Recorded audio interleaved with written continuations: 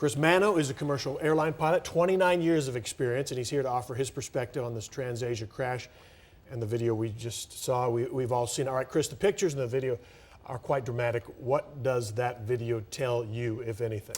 It really doesn't, because it's speculation to say anything based on the 4-second clip. But having recovered what they call the black boxes, which is digital flight data recorder, they'll match up exactly who was flying, what control inputs were made, what malfunction they may have encountered, what altitude they were at, what airspeed they were at, and then they'll go back and examine the history of the aircraft, the history of those engines, and the history of those pilots. They'll get answers. The last communication reportedly was from the cockpit was Mayday, Mayday, engine flame out. If that's what the flight data recorder shows is true, but that's being released from radio transmission.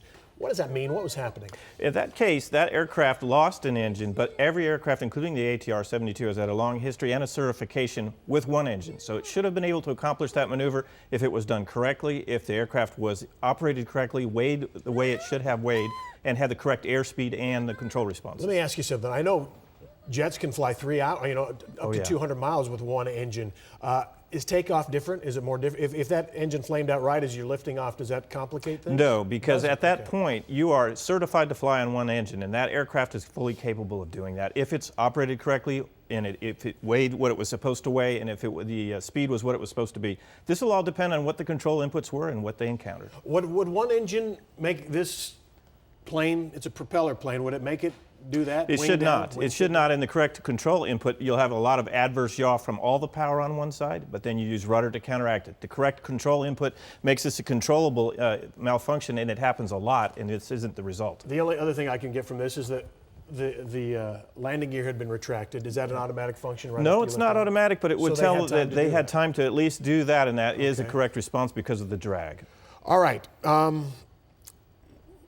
Do you think this plane was out of control from the beginning, or did the pilot steer? Would a pilot steer toward a river if he could? Or what's your take? I doubt it. And again, that would just all be speculation, but we'll know soon enough exactly who did what and if they did it correctly. And that's always the question in this situation. Because this situation happens. It's not uncommon for an aircraft to lose an engine, and it shouldn't have ended this way. Absolutely. Last time you were here, you were talking and concerned about pilot experience in these Asia crashes.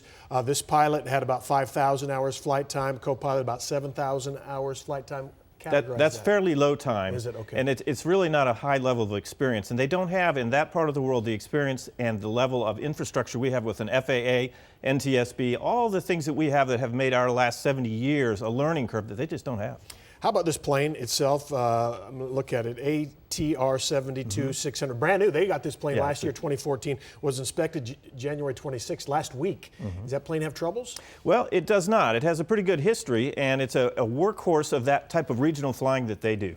Okay, Chris Mano, thank you. You bet. We'll look forward to talking to you again, and really look forward to the flight data recorder and the information we get there. Okay, thank you.